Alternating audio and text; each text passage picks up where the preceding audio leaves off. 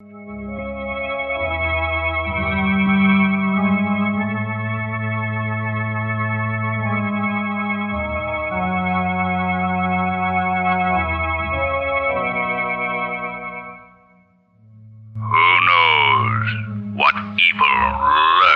the hearts of men.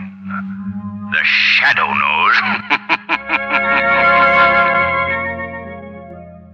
The thrilling adventures of the Shadow are on the air. These dramatizations are designed to demonstrate forcibly to old and young alike that crime does not pay.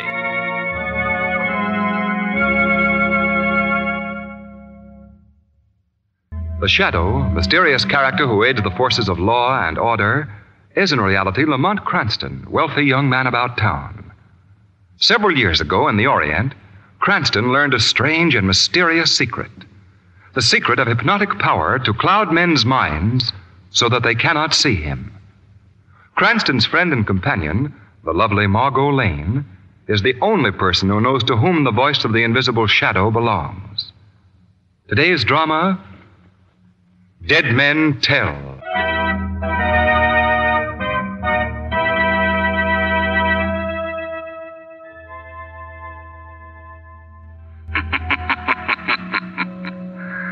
Everlasting sleep, that bourne from which no traveler ever returns, that eternal rest called death. How often men have attempted to close the mouth of the accuser, seal their lips forever, and how often have they failed? For dead men, in spite of the legend, do tell. Yes, they speak and point with a bony, fleshless finger at their murderers.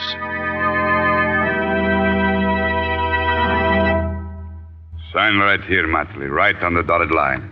No, I won't do it. You like living, Johnny. Kind of nice, ain't it? You wouldn't do anything to me, Max. No, Max Mirko likes to collect his money. You don't like Welch's. Either you pay up or it's bring some flowers for you. Okay, let go of me. I'll sign. That's better. But this notice of $50,000. Yeah. I only owe you $10,000. Just a little interest, Johnny boy. Just a little interest to keep me happy till your old man dies and leaves his dough to you. I gotta have something extra for waiting, don't I? Go ahead, sign. All right. Now remember, this is a little business between you and me. One word from you to your old man about this, and, I collect my money that much sooner. You get it? I collect my money sooner than you expect. Now get out. Okay, I'll go. All right, he's gone. You can come out. You get it, Max? Sure he got it, Gilly. The old master never fails. Thank you, Gloria, for the vote of confidence. Where is it? Here. Hey, what is this? Certified check for $10,000, Gilly. Stop me if I'm wrong. You can stop. You're wrong. What? Max, you let him get away without getting... Not without, baby. Read what the paper says, Julie. I promised to pay Max Mirko the sum of $50,000. 50? When, Max? When he's got the money. When his old man dies and leaves it to him. And you let him get away with this? His old man is good for 20 years yet. Yeah, but will he live that long? That's the question. Now listen, Mirko. My cut of that $10,000 was $2,500. I want it now. And I say you can get it. I'll get it or I'll... You'll what, Julie? He's dead. You killed him. Yeah. Let that be a lesson to you, Gloria. Max Mirko does things his own way.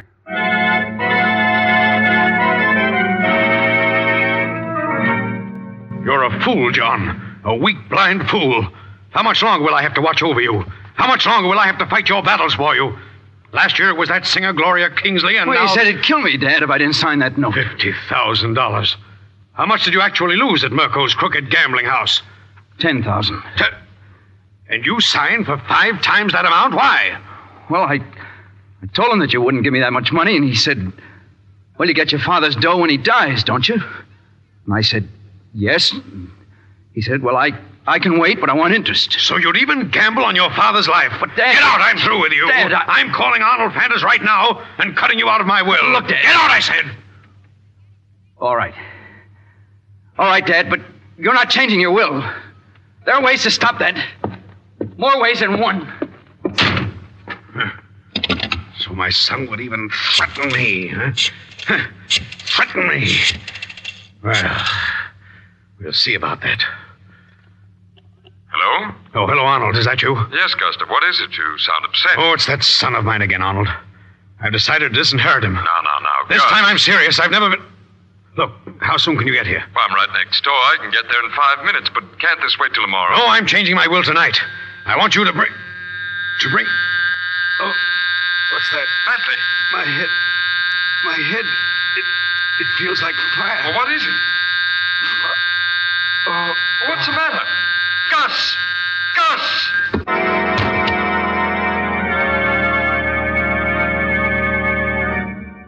Well, you know how it is, Cranston. Here today, gone tomorrow is just one of those things. Who is he, Commissioner? Who is he? Well, Cranston, I told you. Why don't you listen? Commissioner Weston, you've been talking steadily for 16 minutes, and you haven't once mentioned the name of that man. 16 minutes. Miss Lane, I am known to my associates as Tight-Lips Weston. I never speak more than 2 or 3 words at a time. In fact, when What? Who was the man? What man? Oh, the man. Oh, Gustav Matley. The broker? Yeah. Well, isn't he the man whose son got so mixed up in that scandal last year, breach of promise and all that? Yes, that's right, Lamont. Nightclub singer, wasn't she? Gloria... Gloria Kingsley. That's right, Gloria Kingsley. Yes. And if I remember correctly, that wasn't the first time that John Matley has been in trouble. Always had his father to buy his way out of scrapes. All of which means... That the father's death looks very suspicious. Hold on to your hats, boys. Here we go again. Now, look, Cranston, there were no marks of violence on Gustav Matley's body. Medical examiner says there was no evidence of poison, no foul play, and you're making a murder out of it. Commissioner Weston, Yes? I'm John Matley. Oh, yes. You told me on the phone that you wanted to see me. Yes, Matley. Sit down, boy. Thank you. This is going to be something of a shock to you, but you've... My father. It is about my father, isn't it? Yes. He's dead. I knew it. I knew it would happen. You did? You knew it would happen. Well, my father was a very violent man. He flew into such terrible tempers. The doctor warned him that he would die of heart failure someday. Heart failure? Well, it might interest you to know that the medical examiner found no indication of heart failure. No evidence of anything that might have caused your father's death. Well, what did he die of? That, Mr. Matley, is a mystery. I was just wondering... Huh? Say, what is my office? Grand Central Station? Arnold Fantis. Yes, John. I heard that the police had sent for you, and I came here to help you. I don't want your help. Why, you young... Wait a minute. Where do you two think you are? I'll have no more of this. I'm sorry, Commissioner. You see, I'm Arnold Fantis, the deceased Gustav Matley's attorney. Well, why did you come here, Mr. Fantis? I felt it was my duty to help John defend himself against this murder charge. Murder? What are you talking about? The murder of your father, of course. It's strange that you say that, Mr. Fantis, because as yet the police are not even sure that it was murder.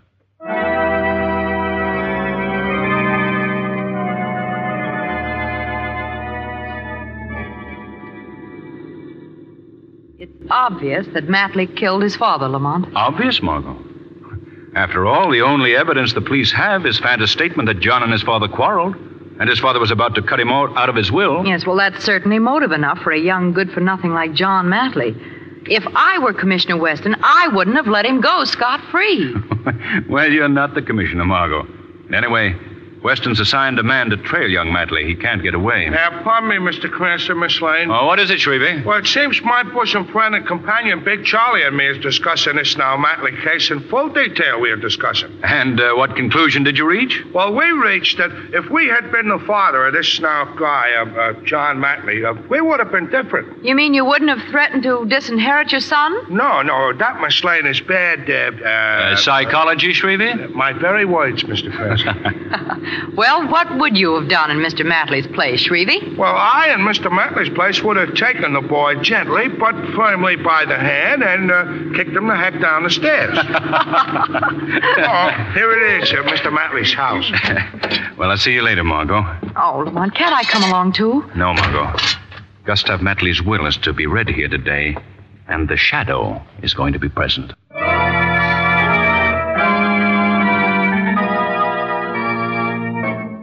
Arnold Fantis will be here any minute now to read the will. You both better go. Oh, no. Don't forget, I got a 50 grand interest in that will, Johnny boy. I stay. Me? What about me, Johnny? You were paid off, Gloria. My father gave you $5,000 for those letters I wrote you. That's right. Now that I think of it, they were worth much more than that, Johnny. You get out of here right now, both of you. Listen to him. He ain't very polite, is he? After all I've done for him. What have you done for me? Gee, much more than you know, kid. More than you know. I don't understand you. Maybe he bumped off your old man for you so you could get his money. Shut up, you. Shut up. Ooh, look what little Gloria turned up. So it was you, Max. What? Well, now I'm really going to be paid off from both sides, and good. Well, now, that throws a different light on things. How'd you do it, Max? Who are you kidding, Johnny boy? I talked you into it the other night so you could get his money. Even if I had, you can't prove it. You can't prove it. Now get out of here. Get out of here. I'm staying. Well, we'll see about that. We'll see. Nice little act of yours, Miss Kingsley, but I'm not buying. You're going to cut me in, Max. I know too much. Look, you're a nice girl, but I don't like partners. It's unhealthy for any partner of mine. Like it or not, Maxie, I'm in. Whether you killed old Matley or not, I saw you get Gigli. Suit yourself, Miss Kingsley, but don't say I didn't warn you. So the vultures gather. Who said that? I heard something, too. You heard the shadow, Miss Kingsley. Shadow? I can't see anyone. The shadow cannot be seen. Huh? No, don't look for me. What do you want? I want to know how Gustav Matley died, and you, Mr. Merkel, can shed some light on that subject. No, I don't know anything about it. You murdered Gustav Matley. That's a lie. Sure. That's it. That's how it happened, Shadow. As for you, Miss Kingsley, the law concerning blackmail is very severe. You got nothing on me. Nor me, Shadow. We shall see, Mr. Max Merkel. We shall see. Phone on that desk there. It's ringing. So what? Well, answer it. Why? It ain't for me. I heard the phone ringing. Answer it for me, will you, Mirko? Answer it yourself. Oh, it's the reporters again. I don't want to talk to them. Can't stand to hear a phone ring without answering. Why don't you then? Sure. Why not? No, Gloria. Hello? Hello? No one on the wire. Hello? Someone probably got the wrong. Oh, ahead. Gloria. Fire. Burn. Ahead. Drop that receiver, Miss Kingsley. What's wrong? My head. Gloria.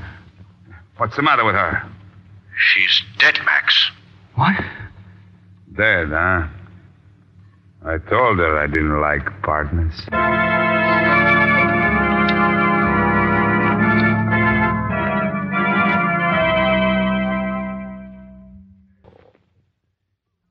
Now, back to the shadow.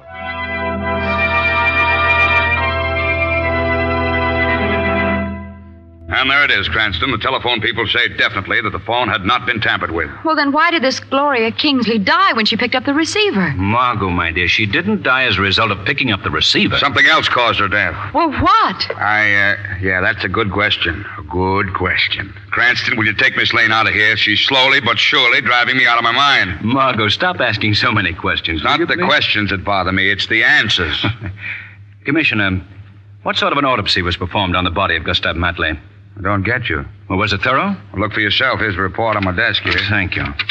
No marks of violence, no poison. Commissioner, can you get an order to exhume the body of Gustav Matley? Yes, but why do you want it? No mention is made in this report of a brain examination, and I would... Pardon me, Commissioner Weston. Mind if I come in? Not at all, Mr. Fantis. What can I do for you? Oh, hello, Miss Lane, Mr. Cranston. How do you do? How do you do? As you probably know by now, Commissioner, the DA has secured an indictment against John Matley for the murder of his father. I just heard about it an hour ago, Mr. Fantis. Well, I've decided to represent John Matley. Decided? But I thought that you and young Matley didn't get along. He didn't want your help. Mr. Cranston, I assure you that I've no respect and very little affection for the boy, but after all, he's still the son of my best friend. Mr. Fantis, do you believe him innocent? Now, is that a fair question to ask the boy's legal representative, Miss Lane? Well, he's right. Well, then here's something that you can do. Sign an exhumation order for the body of Gustav Matley. Well, that's impossible, Mr. Cranston. Impossible, huh? Well, let me tell you, Mr. Fantis, we can have the body exhumed with or without your approval. Well, you don't understand. Gustav Matley's body was cremated. Cremated? Who ordered that? I did. It was Gustav Matley's wish.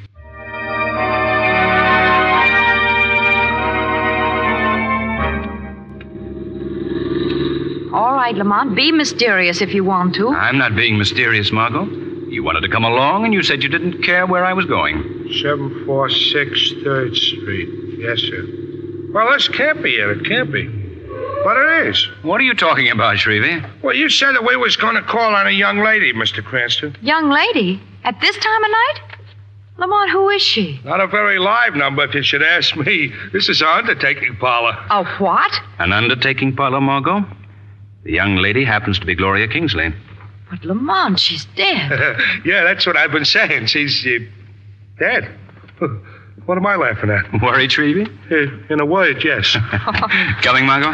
Well, yes. Well, what can you find out here, Lamont? Margot, Gloria Kingsley has something that she can tell the police. Something that they've overlooked. Tell the police. I don't even like to hear you talk like this. I don't even like it. Yes, Margot, the dead have a way of speaking. I don't get it. I don't like it. Coming, Margot? Yes, I'll come. If it's all the same to you, Mr. Cranston, I'll wait right here. I'll wait. With my engine running. See you in a few minutes, Shrevey. Make it a very few.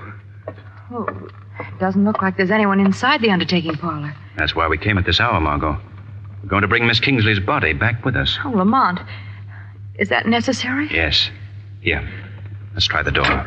It shouldn't be locked. I guess undertakers are one group of people who aren't afraid of burglars. Come on, let's go in. Lamont, I can see a light burning there in the back room. That's strange. Hardly expected to run into anyone at this hour. Seems to be two men back there. Undertakers certainly keep strange hours. I don't think they're the undertakers, Margot. Well, who are they? I can't quite... Oh, wait. The light's just gone off. They must have heard us. Yeah, they're gone. Come on, Margot. Let's see if you can find the light switch. All right. Wait a minute. Here, I've got it. There. Oh, Lamont. Now, Margot, just the back room of an undertaking parlor, that's all. Yeah, only one coffin here. Gloria Kingsley? Weston said her body was sent here. Now, let's open this coffin lid and see what's to be seen. Lamont! It's empty. Our friends are leaving. Come on, Margot. Back to the cab. We're following that car that just pulled away. Why, Lamont? Unless I miss my guess, Gloria Kingsley's body's in it.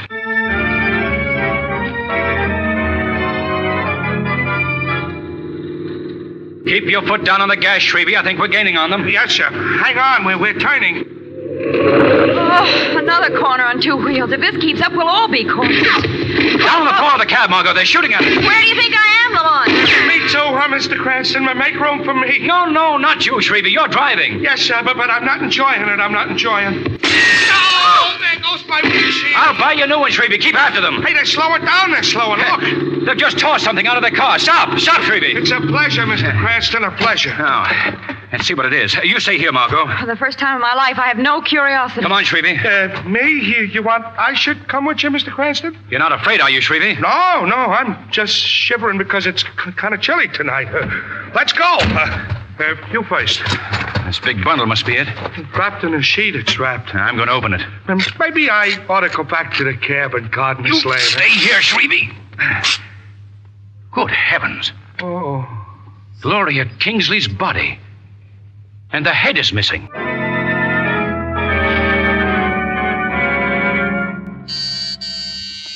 Coming. Oh, Lamont, come in. I've been trying to reach you all over town for the last half hour. You have, Margot? Yes, Arnold Fant has called and says that he has a full confession to the murders from Max Merkel, the gambler. What? Max Merkel confessed? Yes. Fantis has Merkel over to his home, and he wants us to come over there to witness the confession. It doesn't add up, Margot.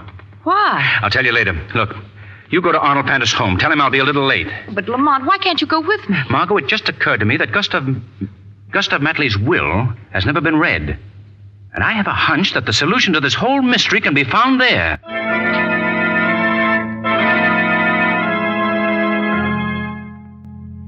Well, let's not wait any longer for Mr. Cranston, Miss Lane. If you'll follow me, we'll have this over with in a minute. You know, Mr. Fenton, I didn't realize that your house was right next door to the Matley home until I came here tonight. Oh, yes. We've been neighbors for years. Right this way, please. Yes. Step in, Miss Lane. Yes, thank you. Well, there's nobody here. I know. I merely wanted you to see the evidence before you heard the confession to the murders. Evidence? Last night, Gloria Kingsley's body was stolen from the undertaking parlor and decapitated. The head was stolen. You know that? Yes, Miss Lane. Here. Look at this. In this box. Oh, Gloria Kingsley's head. Yes, Miss Lane. Not a very pretty thing to keep in one's house, but you see, that head can convict the murderer. How do you happen to have it? Because, Miss Lane, I am the murderer. What? You? Does that surprise you, Miss Lane? How stupid of me. I wouldn't have had to kill you after all, would I? But you see, I thought you and your friend, Lamont Cranston, were onto me last night when you went searching for Gloria Kingsley's body. And it was you who stole it, not Max Merkel. No, Miss Lane. We both had a hand in the theft of the body, but unfortunately, Max had a violent dislike for partners, so there was nothing I could do but cure him of that dislike permanently. But why do you keep this head? Because locked in it is the solution to the mystery of the deaths of both Gustav Matley, my deceased client, and Gloria Kingsley. You see, the brain is burnt to ashes. Why are you telling me all this? Because you're going to die too, Miss Lane. No. Oh, yes. Yes, it's quite painless. No. Just an unpleasant, burning sensation in your brain. No! No! The door locks automatically, Miss Lane. You can't escape. No. Now for my machine and my little ray of death. You see, you can't escape. My ray can penetrate brick and steel. It can kill up to a distance of 300 feet. That's how I was able to kill Gustav Matley and Gloria Kingsley from my house. My ray was trained on the desk chair in the study of Matley's home. When the phone rang, I knew that whoever answered would then be sitting in that chair. Simple? Not simple enough for you to escape punishment for your crimes, Arnold Pantis. Shadow. Who said that? Where is that voice? Right beside you, Arnold Pantis. The voice you hear is the voice of the Shadow. The Shadow? So, you murdered your good friend Gustav Matley to keep him from discovering that you had falsified his will, so as to leave everything to you. Yes, Shadow. And in attempting to murder his son, you killed Gloria Kingsley. Yes, now you know. You couldn't have defended young Matley in a court of law, Pantis, and you know it. You were disbarred for illegal practices years ago. So, you know all my secret, Shadow. Did you believe that you could escape paying for your crimes? Yes, Shadow, because only you and Miss Lane here know my secret, and you're both going to die. There. Now my death ray is ready. I can't see you, Shadow, but my ray can find you. It doesn't have to see. Pantis. I'm going to turn it slowly and spray the room with it. Nothing can live in its path. It burns internally. Shadow, stop! Nothing, no power can stop me now, Miss Lane. There. Now, slow, every part of the room. Shadow! It's pointing toward me! Shadow! Fainted, Miss Lane. No matter, we will come back for you later. First, I must deal with the Shadow. Why don't you speak to me, Shadow? Is it possible that you're already dead? Ah, that's it. I've killed the Shadow. Now, to finish off my little job, Miss Lane must feel the deadly ray, and then I'm free. What? The machine, it's... Yes, Fantas, your diabolical machine is destroyed. You've reached the end of your road of crime.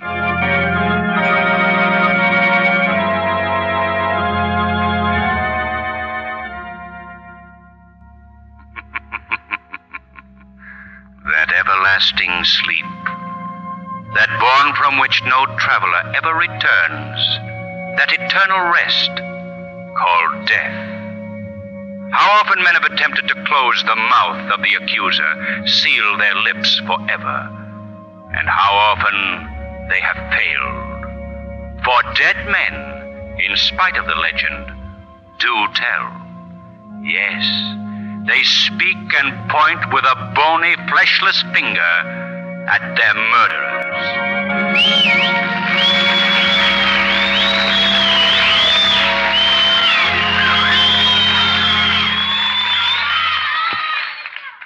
The Shadow program is based on a story copyrighted by Street and Smith Publications. The characters' names, places, and plot are fictitious. Any similarity to persons living or dead is purely coincidental. The weed of crime bears bitter fruit. Crime does not pay. The Shadow knows.